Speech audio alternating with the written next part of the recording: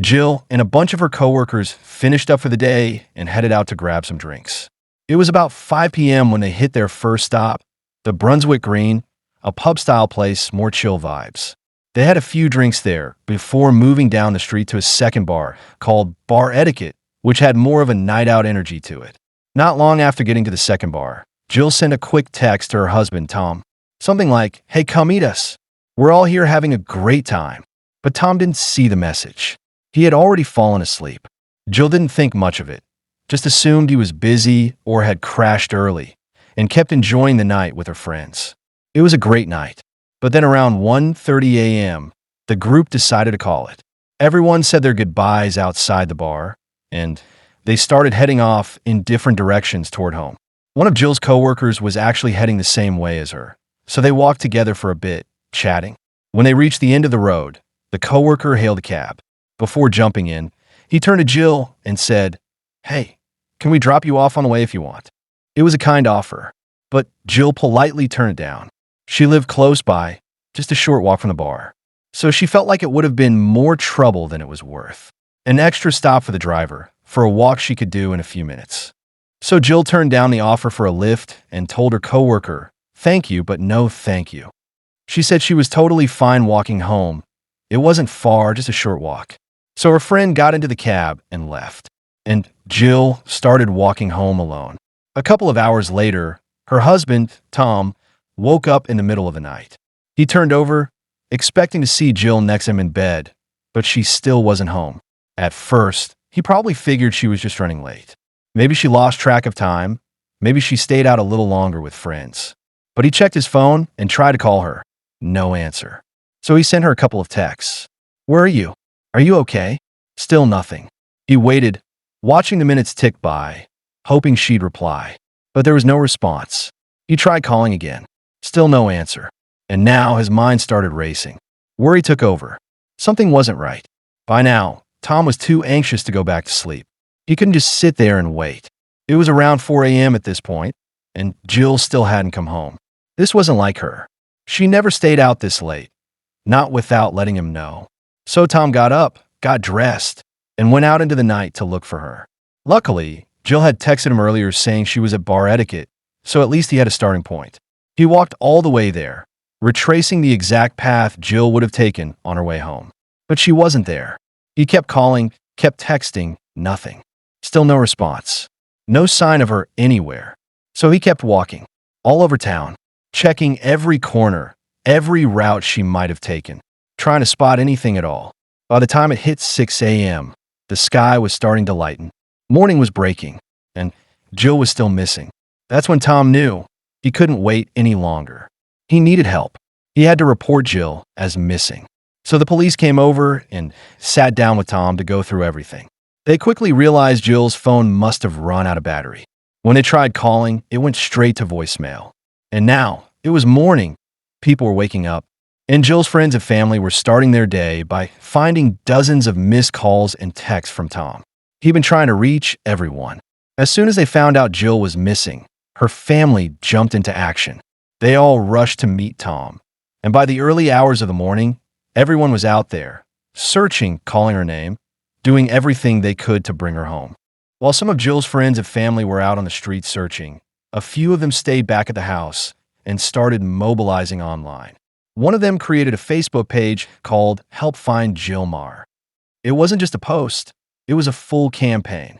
They started designing missing persons posters, sharing them on social media, printing them out, and putting them up around town.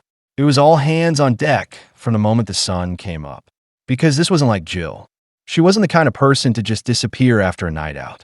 She wouldn't go radio silent. And she definitely wouldn't let people worry like this. Everyone close to her knew something was wrong. This wasn't going to be one of those stories where someone strolls back through the door after a wild night and says, "Oops, sorry, my phone died." That wasn't Jill. So the worry was real. And the effort behind the search reflected that. Back to that Facebook page for a moment. It ended up gaining over 100,000 likes in less than a week. And this was in 2012, when Facebook wasn't what it is today. That was huge. But let's rewind a bit, back to that first morning. One of the first things police did was go straight to Jill's workplace to speak to her colleagues. the same friends who had been out drinking with her the night before. They needed to know everything. But unfortunately, no one had much to offer. Everyone said the same thing. Jill was totally fine when they left her. She was walking home, in good spirits, just a few blocks away. Nothing unusual. Nothing to suggest danger. So police quickly realized whatever happened to Jill Maher must have happened during that walk home. That same morning, officers were sent out on foot to search the area. Every inch of the path Jill would have taken. They combed through the route, looking for any clue. Her bag, her phone, something. But there was nothing. No trace. As the days went by, Jill was still missing. And there were no leads, no sightings, no evidence. It was like she had vanished into thin air. There was nothing for police to work with. No direction for the investigation to go. Now, as part of protocol, police also looked into Jill's husband, Tom. That's standard procedure. Whenever someone goes missing, the romantic partner is always checked out.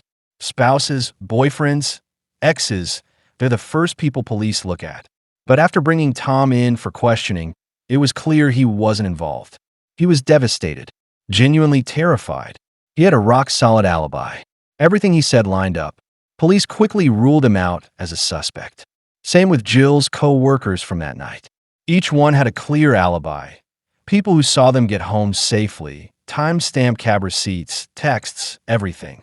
But even though police ruled Tom out, that didn't stop the internet from doing what the internet does best. There was this little online subculture that started forming, people spinning conspiracy theories, convinced that Tom had to be involved, that somehow he was hiding something. No evidence, just speculation. And sadly, those theories would hang around a lot longer than they should have.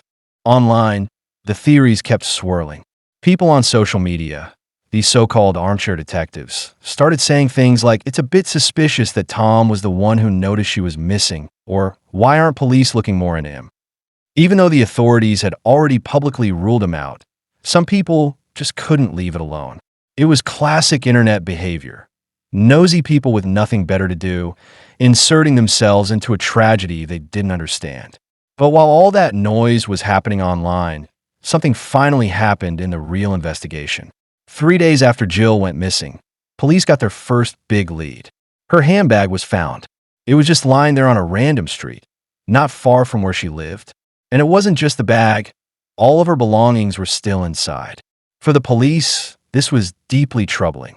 First, the obvious reason. The bag was there, but Jill was still missing. That's never a good sign. It strongly suggested that something bad had happened to her. But there was another reason this clue was so alarming. That specific street, where the bag turned up, had already been searched. Thoroughly. Officers had walked that area in the first days of the investigation, and there was no handbag there before. So that meant someone had placed it there later. The bag didn't just turn up, it had been planted, which completely changed the tone of the investigation. Police now believe that whoever took Jill had held onto her belongings for a few days and then decided to ditch the evidence. Maybe they panicked. Maybe they thought they were being followed. Either way, this was now a much darker case than just a missing person. And from that moment forward, the case was officially reclassified as a homicide investigation. One of the first moves police made after this shift was to gather every bit of CCTV footage they could from Jill's walk home. Thankfully, she had walked past a number of local shops, and most shops have some form of security camera pointed toward the street. So there was a decent chance that something, somewhere, had been captured on tape. Now, of course, that meant hours and hours of footage to review, frame by frame, shot by shot, camera by camera. But they were determined, and eventually they found something. So the CCTV footage finally gave investigators something to work with. In one of the clips, they spotted a man in a blue hoodie loitering outside a shop. He wasn't just passing by, he was hanging around. Not doing much, just lingering. And then, a few minutes later, Jill Maher came into frame. It was 1:42 a.m.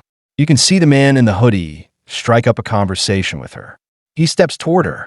They say something to each other, though there's no audio, just grainy footage. But this, right here, is the last known sighting of Jill. After this moment, she vanishes from public view.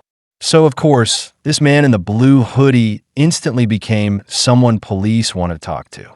At minimum, he was a person of interest. Even if he had nothing to do with Jill's disappearance, he was still the last person seen with her. And that mattered. Investigators began the process of elimination. It wasn't any of Jill's co-workers. They'd all gone home by that point and had solid alibis. Police had already ruled them out, and the man didn't match anyone they knew. He wasn't in the system. He wasn't someone familiar to the investigation so far. And honestly, it didn't look like Jill knew him either. Even from the CCTV alone, you could sense the awkwardness. Jill's body language said a lot. She seemed standoffish, almost like she didn't want to engage. She wasn't laughing. She wasn't leaning in. She was stepping away. And that's important, especially considering she'd been drinking that night. I mean, when most people are tipsy, they're relaxed, friendly, maybe even a little overly chatty with strangers. But even while under the influence, Jill was still visibly guarded. To me, that says a lot. She wasn't feeling safe. You can see it. At one point, he tries to walk beside her, and she subtly shifts away. Not a big dramatic reaction, just enough distance to say, "I don't really want you near me." That kind of behavior is so telling. So police continued reviewing more footage. Jill and the man in the blue hoodie eventually walked out of frame, and they never came back past that same shop. They were gone. So officers turned to the next set of CCTV cameras from the shops farther down the street. And that's when one of them spotted something that stopped them in their tracks. Something truly terrifying. One of the next cameras farther up the road gave police exactly what they feared. In the footage, Jill is seen walking past alone. Everything looks normal. She's just heading home. But then, just a few minutes later, the man in the blue hoodie comes into frame, running after her. And that changed everything. This wasn't a chance encounter. This wasn't just some guy walking the same direction. This man was chasing her. That one moment confirmed to police that they were most likely looking at a violent crime. The aggression in his movements, the way he went after her, it sent chills through the team reviewing the footage. It now looked very likely that Jill had been attacked, possibly abducted, possibly killed. So police stepped up their efforts. They launched public appeals, flooding local media with information. They wanted witnesses. They needed help. They asked anyone who had seen anything suspicious that night to come forward. Most of all, they focused on identifying the man in the blue hoodie. They released stills from the CCTV, asked the public if they recognized him, if he looked familiar, or if anyone might know where he hung out, who he was. They also brought up Jill's handbag. Since it had been found on the street 3 days after she went missing, they wanted to know if anyone had seen it being placed there. And then they got a response. But it wasn't what they expected. A member of the public came forward and told police. He was the one who had placed Jill Marr's handbag on the street. It wasn't the killer. It wasn't an abductor. It was just some guy. Apparently, he told police that on Saturday morning, just hours after Jill had gone missing, he was walking down that same street and saw the bag lying there.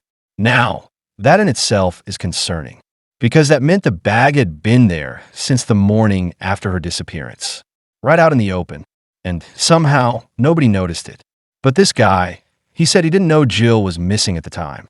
To him, it looked like someone had dropped their handbag, maybe left it behind after a night out. So he picked it up, took it home, thought maybe he could find the owner, and he'd find out whose it was. Because when he looked inside, he found Jill's ABC lanyard. Her name was right there, Jill Marr. So this guy, who claimed to have found Jill's handbag, told police that he had kept it at his house for a couple of days.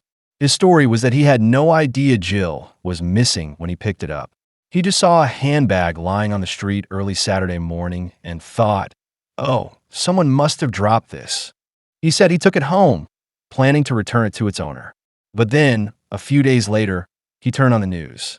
And there she was, Jill Marr. The name, the face, it all clicked. He remembered seeing that name on the lanyard inside the bag. And that's when it hit him. He was holding the belongings of a missing woman. He panicked.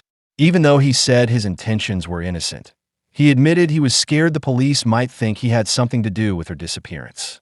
So instead of coming forward, instead of doing the obvious thing and handing it over to police, he just put it back, took it to the spot where he said he found it and left it on the ground. Quietly. He didn't report it, didn't call anyone. just dropped it and walked away. Now, some people believed his story. They chalked it up to fear and bad judgment. But honestly, I'm a little suspicious. Because let's be real, if your first instinct when you find someone's bag is to take it home and go through it, and then hold on to it for days instead of trying to return it, that's shady. And the fact that he only changed his mind after seeing Jill's face on the news? Yeah, it kind of sounds like he was trying to steal it. Like he thought he'd found an easy score and then panicked once he realized the name on the lanyard was on every major news broadcast. That's my take anyway. He told police he meant well. Whatever the real reason, at least now police had the bag. And an explanation, even if it raised more questions than answers. But one thing was still unclear. Why was the bag there in the first place? Was it actually dropped by Jill? Maybe in a struggle. Maybe as she was trying to run? Or had someone else, possibly her attacker, intentionally dumped it there? Whatever the answer, one thing was clear to police. This street mattered. This was now a central location in the investigation. So they began searching the entire area, not just where the bag was found, but the whole stretch of road and the blocks nearby. The only issue? It had already been a few days since Jill disappeared. Dozens, maybe hundreds of people had walked along that same road since then. If any evidence had been left there, it might have already been disturbed or even removed completely. Still, the police kept going, and they did find a few things. Just a bit up the road from where the bag had been, they found a pen, an ABC branded pen, the same type from Jill's workplace. And a little further from that, they found a packet of cigarettes, the same brand that Jill smoked. So yeah, chances are both of those items belong to her. And if that's true, it raises even more questions. Did a struggle take place across the length of that street? Was she running? Were things falling out of her bag or her pockets as she moved? It was hard to say for sure. But either way, police now had confirmation this wasn't a random drop zone. Something had happened here. So searches in the area continued, carefully, thoroughly, for quite some time. While officers were busy combing through CCTV and searching the streets, another part of the investigation was happening behind the scenes, tracking Jill's phone records. It wasn't easy. Police didn't have her phone, so they had to go through a mobile network provider. That meant getting all the data pulled, processed, and sent over, which took a few days. But once they had it, they focused on one thing in particular: location data. Where had Jill's phone been in the hours after she disappeared? And that's when something strange came up. Around 4 a.m. on the Saturday morning, the same night she vanished, Jill's phone was recorded as moving up a highway. It was no longer near the area where her handbag had been found. So now, police knew two important things. Jill's bag was ditched near her home, but her phone was traveling north, out of the area entirely. That gave them a solid lead. If the phone had been on that highway at that time, then there was a good chance it had been in a car. So investigators pulled all available CCTV footage from that stretch of highway, focusing on the exact time window that the phone was moving. They weren't looking for one specific car. They were looking at every car that passed through. Every vehicle seen in those frames was now a potential suspect. So they started going down the list, writing down license plates, running them through the police database, cross-checking the owners, looking for anyone who might have a criminal record or any link to Jill at all. And that's when one name stood out. One of the cars that had passed through during the right time frame belonged to a man in his 40s. They ran his name through the system, and what came back made them stop cold. He had a lengthy criminal history. Not just any kind of history, violent crimes, specifically sexual violence against women. And suddenly, this case was no longer a mystery of where Jill had gone. It was starting to become terrifyingly clear who had taken her. His name was Adrian Ernest Bailey, a 41-year-old tradesman from the Brunswick area, and like I said, he was very well known to police. He'd been jailed already in 2002 for 12 separate incidents of rape on 5 different sex workers. 5 different sex workers that he had repeatedly raped. For this, he was sentenced to 11 years in prison, but he only served 8 years of that, which got him out of prison just a couple of years before this case took place. And actually in 2012, when this did happen, Adrian was still on parole for all of those rape charges. But that wasn't all. That barely even scratches the surface. Let's go back to the first crime that he is known to have committed. When he was 18 years old, He raped one of his little sister's 16-year-old friends. A year after that, he attempted to rape 2 more girls, and with one of them, he even threatened to kill her. These were all teenage girls, by the way, all under the age of 18. Some of his victims were 18 and over, but a lot of them were children. The girl that he had threatened to kill was actually a hitchhiker that he had picked up and essentially kidnapped. He drove her out to a remote area against her will, and that was where he started attacking her. So as soon as police read all of this on the database with all of these previous crimes in mind, they set their sights on Adrian Bailey. He was suspect number 1. They immediately went down to his house and actually arrested him. They were so sure that they were onto the right guy. They arrested him on suspicion of Jill Maher's murder, and they hadn't even found a body.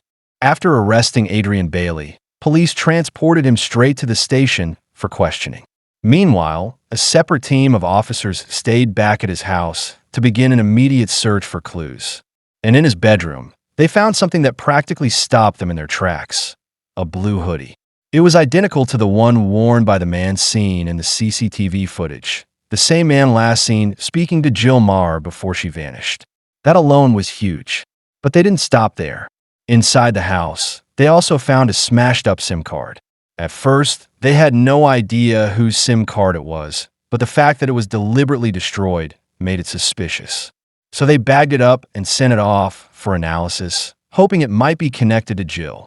Back at the station, Bailey was brought into the interview room and sat down for interrogation. And he was shockingly calm. Not nervous, not flustered, just relaxed, almost too relaxed. He claimed he had no idea who Jill was, said he'd never met her, that the only thing he knew about the case was what he'd seen in the news, just like everybody else in Australia at the time. He stuck to the same story the entire time. I don't know her. I wasn't there. I had nothing to do with it. But outside that room, officers were putting together an overwhelming amount of evidence. First, there was the blue hoodie. That alone was damning. Then they seized his mobile phone when they arrested him. And when they looked at his phone data, everything started lining up. His location records on the night Jill went missing. They showed that his phone and Jill's phone were in the exact same location the whole time, including that trip up the highway. They were traveling together. So the police confronted him with it. Told him, flat out, there's no point in lying. We've got the proof. And then, another blow. They got a result back on the smashed SIM card from Bailey's house. It was Jill Maher's SIM card. After hours of denying everything, Adrian Bailey was finally backed into a corner. Police laid out all the evidence: the blue hoodie, the phone location data, and the smashed SIM card that turned out to be Jill Maher's. And just like that, his whole demeanor changed. He was no longer that cool, calm, collected guy sitting confidently in his chair. Now he was anxious, distressed, his head in his hands. He couldn't look the officers in the eye anymore. Then he broke down, and he confessed. His exact words were, "I want to get it off my chest. I fucked up, all right." Then he added, "Man, I should be in jail anyway, you know? I shouldn't have been let out last time." Simple. And I say that in hopes that someone hears that, and they don't ever let me out again. How many chances does a person need? It was a moment of startling self-awareness. He knew what he was. He knew what he had done. He even admitted that he couldn't control himself, that he kept doing horrible, violent things over and over again. And now, he wanted someone else to stop him permanently. With that confession, police now had his version of events. He started telling them everything that happened, beginning earlier that same night. Adrian had been out in Brunswick, hanging around the same streets Jill had been on. He was with some friends, and even with his girlfriend. Yes, he had a girlfriend. But things turned sour. They got into a fight. Nothing new between them. Adrian was jealous, insecure, controlling. At some point during the night, he accused her of flirting with one of his friends. She tried to defend herself, told him he was being ridiculous, but this wasn't the first time they'd had that argument.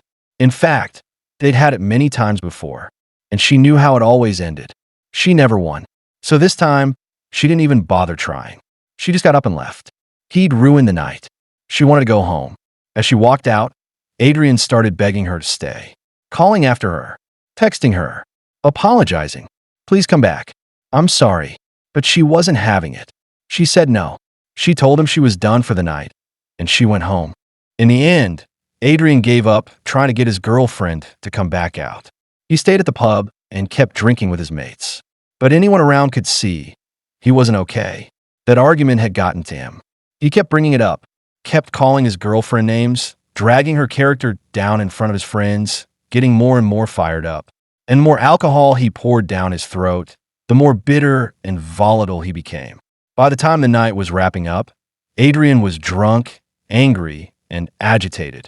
His friends said their goodbyes and went home. But Adrian didn't want to go home. He didn't want to see her, the girlfriend he was still seething about.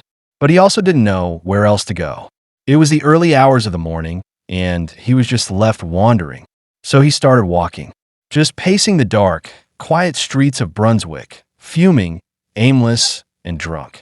And it was during that walk, when everything in his life felt like it was spiraling, that he saw her. Jill Marr. She was standing outside shop. Adrian approached her, struck up a conversation, the very moment we see on that CCTV footage. He later told police that he was drunk when he started talking to her, claimed he was just trying to be friendly, starting a harmless chat. And at first, he said Jill was polite. She didn't brush him off right away. She replied, keeping it civil. But somewhere in that conversation, something shifted. Maybe Adrian said something inappropriate. Maybe he tried to make a move. Some sources say he tried to kiss her. Maybe she simply realized she was dealing with a drunk man at 1:40 a.m. in the middle of the street and decided this wasn't safe anymore. Whatever the reason, she pulled away. She stopped engaging. Her tone changed. Her body language stiffened. She made it clear that she didn't want to keep talking to him, that she wanted to walk away. And that didn't sit well with Adrian. He took it personally. He took it as rejection, as a woman being rude to him, as someone making him feel small, again, on a night where he was already boiling with rage over feeling disrespected by his girlfriend. And Adrian Bailey wasn't someone who handled rejection well. He perceived it as a challenge. So after that moment outside the shop, Jill tried to leave. She did exactly what any woman in her position would do. She walked away, choosing not to escalate a conversation that had become uncomfortable. She simply wanted to get home. Adrian didn't follow her immediately. For a while, he just stood there outside that shop, still pacing about, still brooding. But in his mind, the interaction with Jill wasn't over. He couldn't stop replaying it, couldn't let go of the sting of rejection, the feeling of being brushed off like he was nothing. And that anger, it festered. It didn't just sit inside him, it grew. Until it reached a point where he told himself that Jill needed to pay for what she had just done to him, for rejecting him, for making him feel powerless. So he made a decision. He turned around and ran. We know this because we see it on the CCTV footage, that blue hoodied figure sprinting after Jill Marr. He caught up with her. He ambushed her on the street and dragged her into an alleyway just off the main road. It all happened so fast. No one around, no one here, no one to stop it. And there, hidden in the shadows, he raped her. Then, as if that wasn't horrific enough, he put his bare hands around her throat and strangled Jill Marr to death. Within just minutes of meeting this woman, a complete stranger, he had ended her life. And then came the panic. Adrian stood over her body, the reality of what he'd done starting to sink in. He knew he couldn't leave her there. If someone found the body, it would all be over. He had to get rid of it, and fast. But there was no place nearby to bury her. Not in the alley, not on a city street. So he made a snap decision.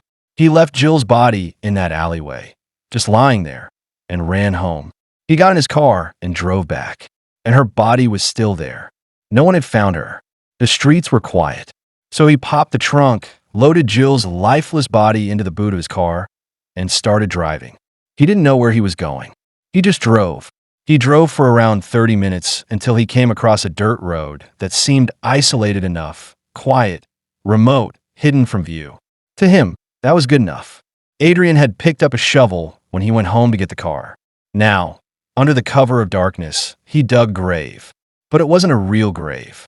It was shallow, insanely shallow, barely covered. If there had been rain, or a storm, or even a strong wind, the earth would have washed right off her. She wasn't even buried a full foot underground properly. After Adrian buried Jill's body, just barely beneath the surface of that remote dirt path. It was morning. The sky was already lightening, and the day was beginning to stir. He knew he couldn't waste time. He needed to start covering his tracks. First, he drove his car to be professionally cleaned, deep cleaned, inside and out. Not just a casual rinse, but a meticulous job. He was trying to erase any trace that Jill Maher had ever been in that vehicle. But he didn't stop there. Adrian even had all 4 of his tires replaced, with an entirely different type, just in case he had left tire marks anywhere near the burial site. He wanted to make sure nothing could be traced back to him. In some ways, it looked like he'd thought things through pretty well. He had already smashed a SIM card earlier, while he was still driving with Jill's body in the car. That part of his plan had been taken care of. But what he hadn't done was get rid of it. The smashed SIM card ended up back at his house, possibly still in the pocket of the jeans he was wearing. So when the police eventually searched his home, it was just sitting there, waiting to be found. So maybe he didn't think things through quite as well as it seemed. That one forgotten detail would later become a crucial piece of evidence. As the police pieced everything together, they tried to understand why this happened. What could possibly drive someone to do something so monstrous? The motive was obviously sexual in nature, but they began to consider more specific theories. One possibility was that Jill threatened to call the police. Maybe Adrian had made a move on her, something aggressive, something frightening, and Jill, feeling scared, tried to stand her ground. Maybe she told him that she was going to report him, and maybe that's what pushed him over the edge. That would line up with what we saw in the CCTV footage. Jill trying to step away, keeping her distance, visibly uncomfortable. It all suggested a situation that was quickly turning threatening. But there was another theory, and it was even more disturbing. Some investigators wondered if the act of murder itself was what aroused Adrian Bailey. That maybe in the twisted state of mind he was in that night, the thought of killing Jill was part of the fantasy. Maybe it wasn't just about sex or power, but about taking a life and feeling pleasure in that moment. It's clear that he was in that state of mind when he approached her, if you know what I mean. So maybe the thought of killing her was what got him off, was what got him in that state of mind. So that brings us back to the timeline. Adrian Bailey had confessed. There was no doubt anymore. He had raped and murdered Jill Maher. Less than a week after she vanished, he was officially charged. That same evening, detectives drove Adrian out to that dirt track, the one he'd driven to in the dark, hours after taking Jill's life. He was made to walk them to the exact spot where he'd buried her. It wasn't hard to find. The shallow grave was barely covered. And finally, now, after days of uncertainty and fear, Jill's family had a kind of closure. They had her back. They could bring her home. They could give her a proper funeral. Meanwhile, Adrian Bailey was being held in custody, awaiting trial. And during that time, something else happened, something unexpected, though maybe not surprising. One of the officers caught Adrian trying to take his own life. It wasn't exactly a secret. He'd been saying it for days. In interviews, in conversation, even just muttering to himself in the holding cells. He kept saying he wished the death penalty still existed in Australia, that the justice system should bring it back just for him. He said he didn't deserve to live, that his life was over, that after what he'd done, there was no coming back. But those words were hollow, because when it came time to face the consequences, he clearly didn't want to. He didn't want to sit in a cell for the rest of his life. He didn't want to feel the full weight of the life he'd taken. And so he tried once to take an easy way out, but the attempt failed. And from that point forward, there's no record of him trying again. Eventually, the trial date was set for March of 2013. And what Adrian Bailey did in that courtroom stunned everyone. He pled guilty to rape, but not guilty to murder. This was the same man who had confessed, in graphic detail, to everything. He told police where it happened, when it happened, how it happened. He'd admitted to dragging Jill into an alleyway, assaulting her, and strangling her with his own hands. And yet now, he was standing in front of a judge and saying he didn't do it? No one understood what he was trying to pull. Maybe he genuinely thought he could twist the narrative, maybe even walk free one day. Or maybe it wasn't about freedom at all. Maybe he knew he was going to jail for life. And this was just one more way to drag everyone down with him. Because even though Adrian had acted remorseful during his police interviews, saying he shouldn't have been let out, saying he hoped he would never be released again, the truth is there was something performative about it. He said he wanted to be locked up so he wouldn't hurt anyone else. He said he hated himself for doing it again. But his past, the things he said, the things he did, painted a very different picture. They showed someone who enjoyed hurting people, someone who didn't just rape and violate. He taunted his victims. One of the sex workers he'd assaulted years earlier described how he'd laughed in her face while attacking her, how he'd offered her a fake, sarcastic apology, and then told her he'd do it again without hesitation. It was never just about control or violence. It was about breaking people, emotionally, psychologically. And with Jill, maybe this false not guilty plea was just another way to do that, to torment her family a little longer, to insert himself into their pain one last time. Because even though Bailey kind of seemed angry at himself and his actions, in his confession, he seemed really mad at himself for doing this again, for assaulting a woman again. He said he really wanted to be locked up. He wanted to be away from society. He wanted someone to stop him doing it. He acted like he was remorseful, but actually I really don't think he was, because some of the things that this man has said and done show such sadism. I mean, apart from the obvious rape and murder and kidnap. All horrific things, yes. But it's even in the little things he does. So one of the sex workers that he raped that he got all that time in jail for, when he did it, he just laughed in her face. He even gave her a little fake apology, like a sarcastic apology, and then he was like, "Nah, I'd do it again though." It was like he took pleasure in taunting his victims and prolonging their suffering. So I really wouldn't put it past him that maybe that's what he was trying to do with this plea deal. He was trying to just stress everyone out and upset Jill's family in the aftermath of this.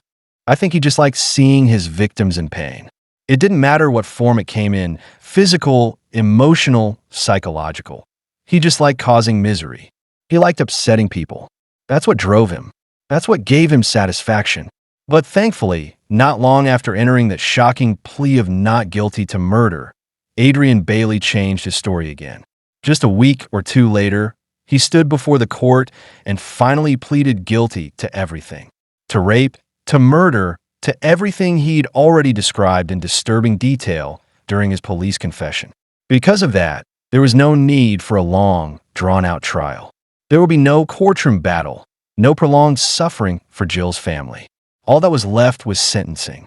And in 2013, Adrian Ernest Bailey was sentenced to life in prison, with a minimum of 35 years before he'd even be considered eligible for parole. A sentence that, while not technically life without parole, would likely mean Adrian Bailey would never walk free again. But the story didn't stop there.